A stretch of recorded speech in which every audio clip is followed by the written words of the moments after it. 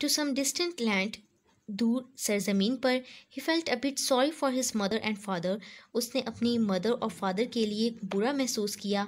They would miss him, वो उसे miss करेंगे। They would believe he had been lost for ever, वो ये यकीन करेंगे कि वो हमेशा के लिए खो गया। बट वन डे, लेकिन एक दिन, अ फॉर्चून मेड, किस्मत से, he would return home and then nobody would care anymore about school reports. वो घर वापस आएगा और फिर कोई भी स्कूल रिपोर्ट्स के बारे में केयर नहीं करेगा। एंड वट ही एट, और उसने क्या खाया। And why he came home late, और वो घर देर से क्यों आया। Umair would be waiting for him at the station, Umair station पर उसका इंतज़ार कर रहा होगा। And Sajid would bring him back a present, और साजिद उसके लिए एक तोहफा लाएगा। एन अफ्रीकन लाइन, एक अफ्रीका का लाइन, परहैप्स शायद, और अ ट्रांजिस्टर रेडियो, या एक transistor radio. But he wished Umair was with him now, लेकिन उसने ख्वाहिश की कि उमैर उसके साथ अब यहाँ होता। He wished the raked hippie was still with him, उसने ख्वाहिश की कि वो हिप्पी ही इसके साथ होता।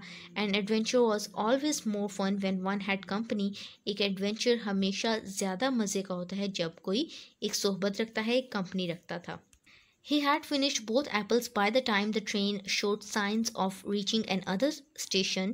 वो उस वक्त तक दोनों सेब ख़त्म कर चुका था जब ट्रेन ने एक दूसरे स्टेशन पर पहुंचने के साइंस दिखाए। This time it seemed to be moving into the station itself, इस दफ़ा वो एक स्टेशन की तरफ मूव करती दिखाई देती थी। नॉट जस्ट अ साइडिंग, सिर्फ एक साइडिंग की तरफ नहीं।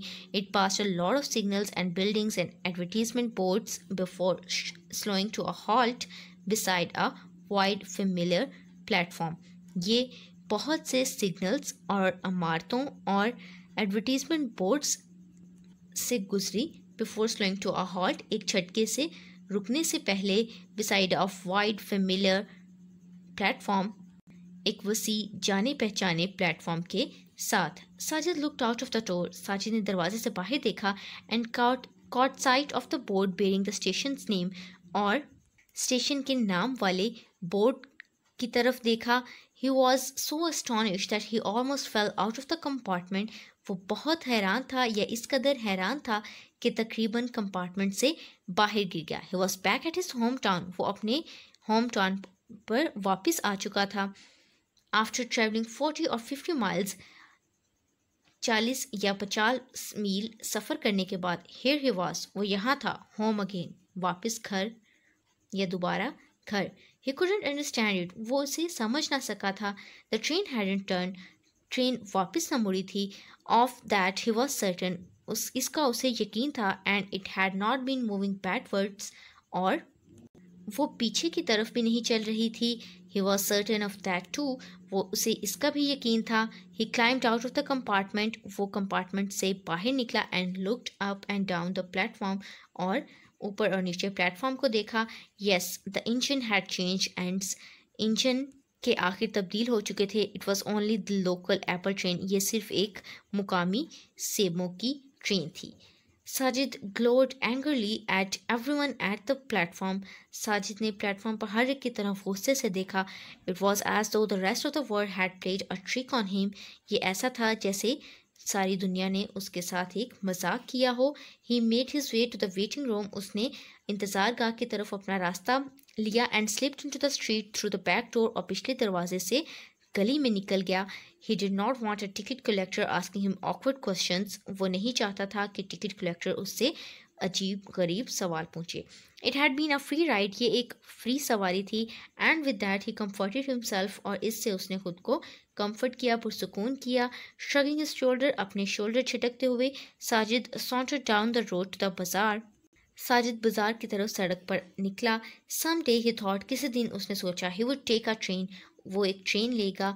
And really go somewhere, और वाकई कहीं जाएगा। And he would buy a ticket, और वो एक टिकट भी खरीदेगा। Just to make sure of getting there, सिर्फ इस बात को यकीनी बनाने के लिए कि वो वहाँ पहुँच जाए। I am going everywhere, मैं हर जगह जाने वाला हूँ। He said fiercely, उसने दुरुस्ती से कहा। I am going everywhere, मैं हर जगह जाने वाला हूँ। And no one can stop me, और कोई मुझे रोक नहीं सकता। That was the story of the Great Train Journey of Sajid, written by Ruskin Bond. I hope you enjoyed the story and not at all hopeless like Sajid by the end of the story.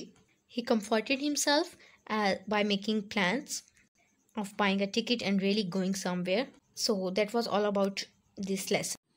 Now let's move on to the exercise. Part A, Comprehension, page 44. Question 2.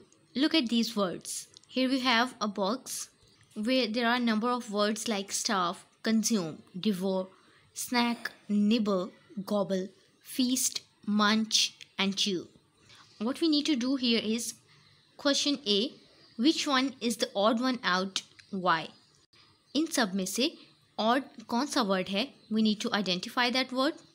Starve is the odd word out. The other words are ways of eating, whereas starve means to suffer or die from hunger. इन सब words में से word starve is the odd one. How it is different and odd? Because बाकी तमाम words खाने के different तरीके हैं, like nibbling, snacking, chewing, consuming. We use all of these words for describing different ways of eating. जबकि word starve का मतलब है भूखा होना या भूख से मरना. B. Pick 3 of the words above and use each one in a sentence. So the first word I picked from that box is chew. Chew your food up thoroughly before you swallow it. अपने खाने को मुकम्मल तौर पर चबाएं before you swallow it, इसे निगलने से पहले. Feast. The main course of the feast was roasted chicken. खाने का main course roasted chicken था. Consume. Many people are unaware of just how much food they consume. बहुत से लोग बेखबर हैं कि वो कितनी खुराक कंज्यूम करते हैं, इस्तेमाल करते हैं. Let's move on to part B, working with words, where the question is fill in the blanks with suitable words from the list below. Here we have this list of words. We need to use these words in the blanks given above. All of these sentences are taken from the lesson we have just read. Soon there were other tracks, a railway siding and a dash goods train, stationary goods train. Sajid felt a thrill of anticipation. The number of railway lines increased, crossed, spread out in different directions. He was so astonished that he almost fell out of the compartment. He did not want the ticket driver asking him awkward questions. Shrugging his shoulders, Sajid sauntered down the road to the bazaar. You can find all of these sentences in your lesson. If you find any difficulty, you can consult your lesson. That was all about part B. And with this, I'll sum up today's lecture. That was all for today. Thank you so much and Allah Hafiz.